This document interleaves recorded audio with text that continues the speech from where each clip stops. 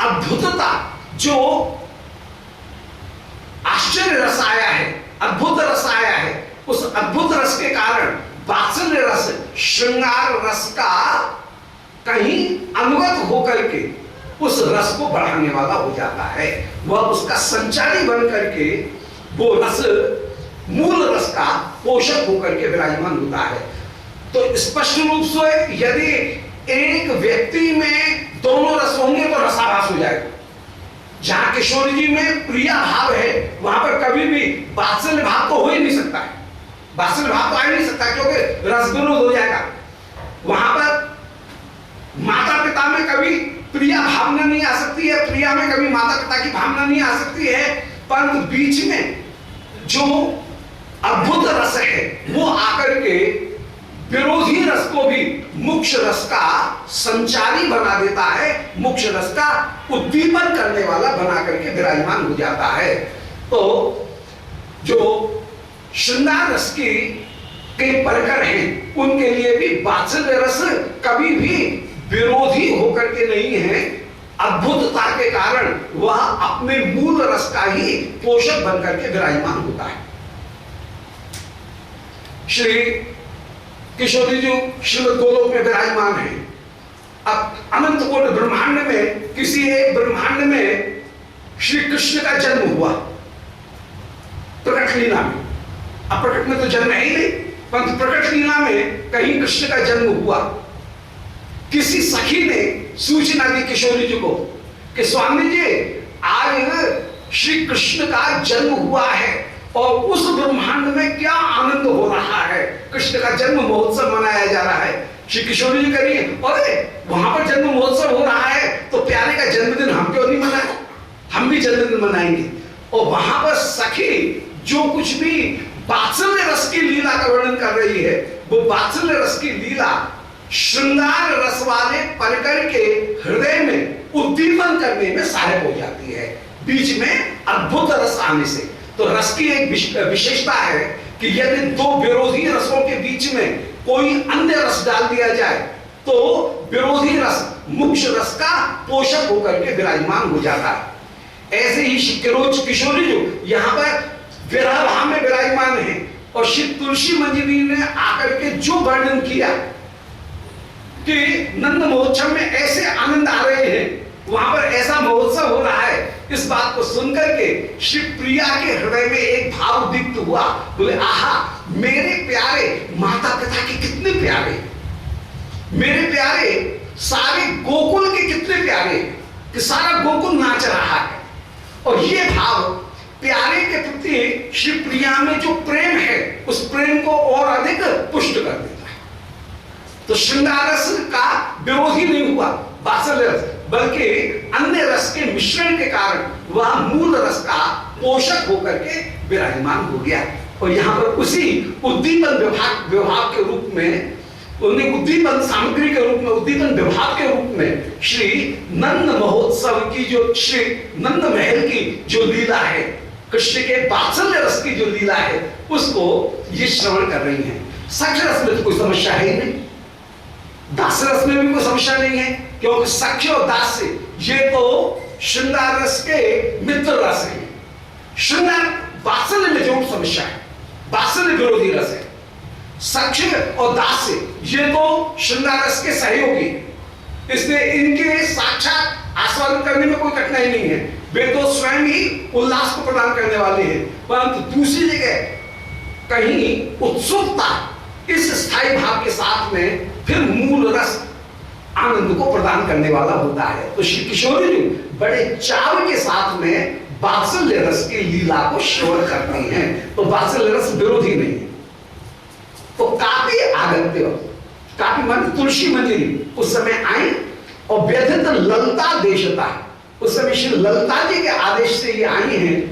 तद तस्या तद वृत्तांतामृत रस प्रसाद, और श्री तुलसी मंजरी ने श्री कृष्ण के नंद भवन के वृत्तांत के अमृत रस की प्रशत माने वर्षा सिंचित करते हुए, प्रशत सेचनेन श्री कृष्ण का जो वहां पर आनंद अमृत रस चल रहा है नंद भवन में, उसका सेचन श्री राधिका के कर्ण रंध्र में किया और उस कृष्ण कथा को श्रवण करके, उस कर्ण रूपी औषधि को श्रवण करके श्री राधिका एकदम सचेष्ट हो गई हैं, उनकी सारी विरह वेदना दूर हो गई और आश्चर्यचकित, आहा मेरे प्यारे ऐसे, मेरे प्यारे माता पिता के इतने प्यारे, देखो नंद भवन के सारे सेवक, नंद भवन की जितनी भी धाय, नंद भवन की जितनी भी सेविकाएं, वो कैसी श्याम सुंदर की सेवा कर रही हैं। और श्री यशोदा जी के पास में आस पड़ोस की सारी गोपिकागण भी,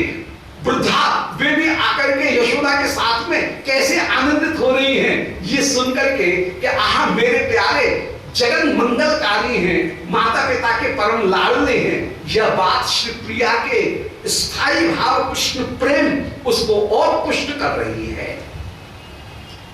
तो ये कृष्ण चरित्र नहीं था, मानो एक ऐसी अमृत की औषधि थी जो औषधि मुख से नहीं खाई जाए। कोई औषधि होती है शरीर में लगाने का लेप, कोई औषधि होती है सूंघने का, परंतु ये ऐसी औषधि है जो कान में डाला जाएगा, परंतु कान में डाल करके भी सारे रोगों को दूर कर दे। तो जैसे ही कृष्ण कथा रूपी अमृत की बूंद श्री राधिका के कान में गई, नुकुंजेश्वरी के, श्री नुकुंजेश्वरी एकदम आनंदित होकर के लाडली जी विराजमान हो गई हैं। तो तद वृत्तांत अमृत रस प्रशत, वृत्तांत रूपी कृष्ण की कथा रूपी अमृत रस के प्रशत माने बूंद, उनके सिंचन करने से, कर्ण रंध्रे कान में सिंचन करने से श्री राधिका अपूर्ण रूप से आगे वर्णन कर रहे हैं। संज्ञान लब्ध्वा, श्री राधिका को चेत आ गया और हरिण नयना संभ्रमा उत्थिता और ऊंचे, वे श्री राधिका एकदम संभ्रम पूर्वक हरराहट के साथ में उठ करके बैठ गई शैया के ऊपर और ऊंचे वे कहने लगी कि तत्ता श्रांतम श्रवण मरभु आल धन्या ममाभु। बोले अभी सखी, अभी तुलसी, तत्ता श्रांतम, मेरे कान तप रहे थे, मेरे कान श्रवण मरुभू, कान रूपी मरुभूमि थे, एक रेगिस्तान थे जो तप रहे थे, जिनकी बालू तप रही थी। तो तप्ता श्रांतम श्रवण मरुभू, मेरे कान रूपी मरुभूमि आज तप रही थी, परंतु आज तेरे इन वचनों से धन्या ममाभूत, या धन्य हो गई। अस्या स्वप्नेन बभवम अधुना पूर्व पीयूष वृष्टिम। अरे सखी, तू आई थी, उसके पहले ही पहले मैं एक स्वप्न देख रही थी, जो तू वर्णन करना चाह रही है, मैंने भी एक ऐसा ही सपना देखा। अभी सुना नहीं है क्या वर्णन करना चाहती है, कह रही है मैंने ऐसा सपना देखा कि बाबा ने, ब्रजराज ने, यशोदा जी ने कन्हैया को अपनी छाती से लगा रखा है, श्री यशोदा कृष्ण को अपनी छाती से लगा करके विराजमान है, चिपका रही हैं, मानो अपने स्तनों में रख लेंगी, अपने हृदय में रख लेंगी, मानो श्री कृष्ण को अपनी ऊख में ही बसा लेना चाहती। ऐसा मैंने अभी अभी एक सपना देखा।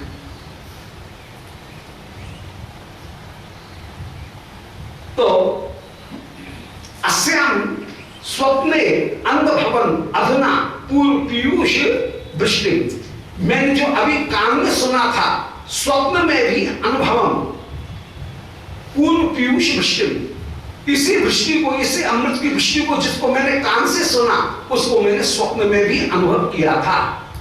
धिन्वंती ऐशा, और वो पीयूष वृष्टि मेरे कानों को अपूर्ण रूप से सुखी करती हुई विराजमान है। यदि सखीमान शीतली वो भवीति, अरे सखी, यह अमृत वृष्टि मेरे कानों को शीतली वो भवीति, ये मेरे कानों को अत्यंत अत्यंत शीतल करती हुई विराजमान है। वो भवीति माने अतिशय पुनः पुनः शीतल कर रही है। वो भवीति कहकर के पुनः पुनः शीतल करती हुई ये विराजमान हो रही है। पुनः सुन लें, लब्ध्वा संज्ञा, श्री कृष्ण कथा को तुलसी ने जो कहना प्रारंभ किया, सुनो मैं नंद भवन की कृष्ण की बात कहती हूं, इतना सुनते ही लब्ध्वा संज्ञा, राधिका को संज्ञा चेत प्राप्त हो गया और हरिण नयना में श्री राधिका संभ्रम से उठ करके ऊंचे माने बोलने लगी कि तत्ता श्रांतम श्रवण मरभू आल धन्या ममाभूत। अरे सखी, मेरे कान रूपी यह भूमि रेगिस्तान के समान थी जो तप रही थी, परंतु कृष्ण नाम यह सुन करके मेरे कान आज अपूर्व रूप से धन्य हो गए हैं। इस कर्ण भूमि में जो तूने अमृत सुनाया, ऐसा ही एक स्वप्न में भी मैंने अपूर्व अमृत की वृष्टि को अनुभव किया है। स्वप्ने अनु अभवम अधुना पूर्वम पीयूष वृष्टि। स्वप्न में भी मैंने उस अनुभव अमृत की वृष्टि का अनुभव किया। धन्वंतरेशा, आज ये मेरे कानों को अपूर्व आनंदित करती हुई विराजमान है। तदे ही सखीमान शीतली वो हवी थी। अरे सखी, ये आज मेरे कानों को शीतल करती हुई विराजमान हो रही है। आया प्रेम सुमुख तुलसी मंजरी गोष्ठ राज्ञा गेहात सक्षस्तव यद अवदत वृत्तम अस्मा अजागः इत्युक्त्वा बद पुनरपि तिथि अंबुजाक्षादि देशः प्रेय सायंतन गुण कथाम प्राह मध्य सभाम सा। आया तेम सुमखी, उस समय किसी सखी ने श्री राधिका को चेत दिया, बोले अरे सखी सुन सुन, आया तेम सुमखी, हे सुमखी, ये तुलसी मंजरी अभी यहां पर आई है। कहां से आई है? बोले गोष्ठ राज्ञा गेहात, श्री नंद रानी के एक भवन से ये आई है। सक्षुष तब यद अवदत वृत्त अस्मात् अजागः। अभी सखी, ये यद तक सक्षुष यद तक अवदत, तेरी सखी ने जो इसके द्वारा संदेश भिजवाया, उस संदेश के अनुसार ये यहां पर कहेगी। तो सक्षुष तब, तेरी सखी यद अवदत, जो बोल रही थी उसको तू सुन। ऐसा कहने पर अस्मात् अजागः, श्री राधिका ये सुन करके अजागः माने पूरी तरह से जग गई, एकदम सचेष्ट होकर के विराजमान हो गई। तो सक्षुष तब माने तेरी सखी माने श्री ललिता ने इस तुलसी मंजरी के द्वारा जो कहलाया है, यद अवदत वृत्तम, जो चरित्र कहा है उसको तू सुन। अस्मात् अजागः, उसको सुनकर के श्री राधिका अजागः पूरी तरह से जाग गई। और इत्युक्ताल्या बद पुनरपि इति, और वे ऐसा कहकर के, ऐसे आदि के कहने पर, सखी के कहने पर श्री राधिका कहने लगी कि बद पुनरपि, अरे सखी जल्दी कहे, जल्दी कहे, वहां पर क्या हो रहा है, ललिता ने क्या कहलवाया है, वहां क्या हो रहा है। बद पुनरपि, दोबारा कहे, दोबारा कहे। ऐसे अंबुजाक्षादि देशो, ऐसे अंबुजाक्षा कमल सरी के नेत्र वाली वे श्री राधिका आदि देशो उस समय आदेश प्रदान करने लगी।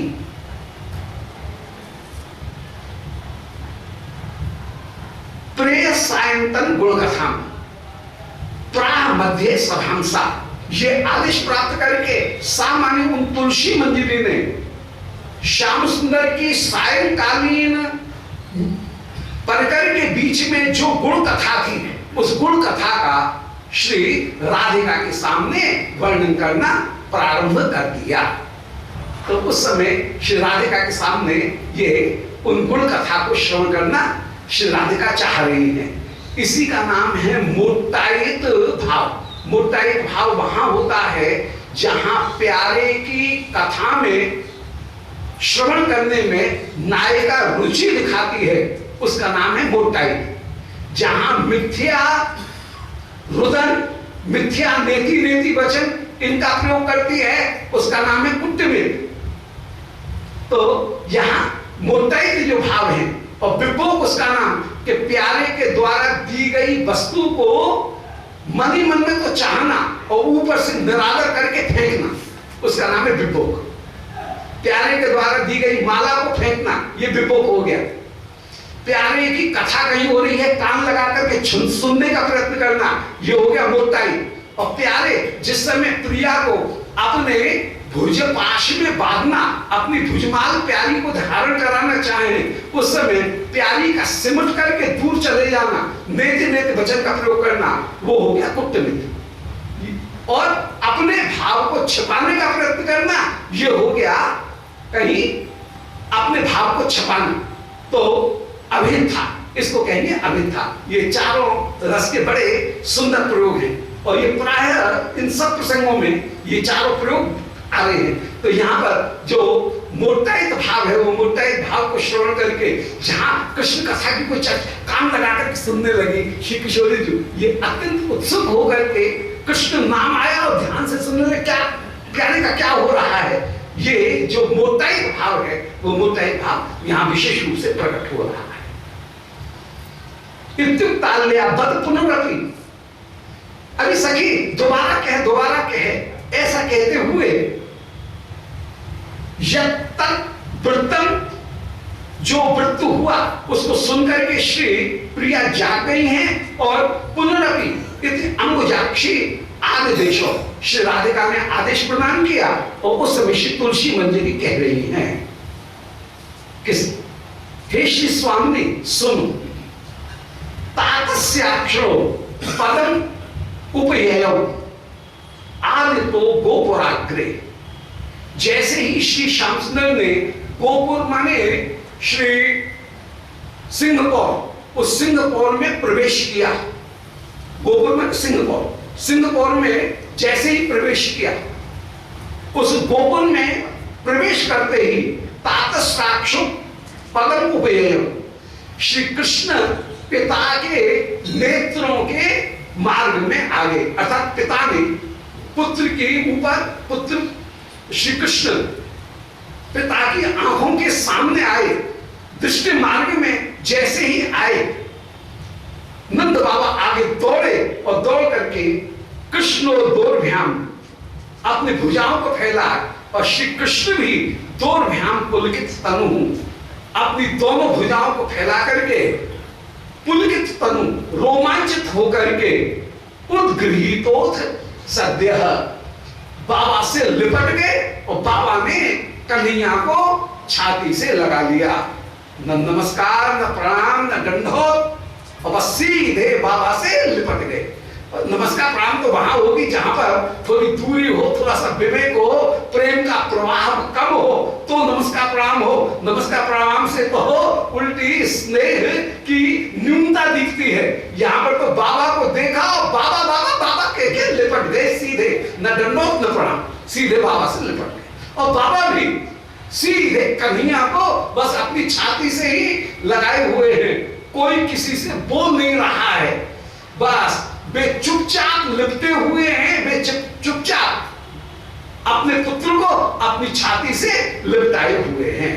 सो तातस्य अक्षरों पदम उपययौ, कृष्ण जब नंद बाबा की आंखों के सामने आए उस समय आदितो गोपुराग्रे, सबसे पहले ही गोपुर के सामने, सिंहपौर के सामने श्री कृष्ण जैसे ही पहुंचे, कृष्णो दोर्भ्याम उद्गृहीता, उन कृष्ण को नंद बाबा ने दोर्भ्याम माने अपनी भुजाओं को फैला करके उद्गृहीता, अपनी छाती से लगा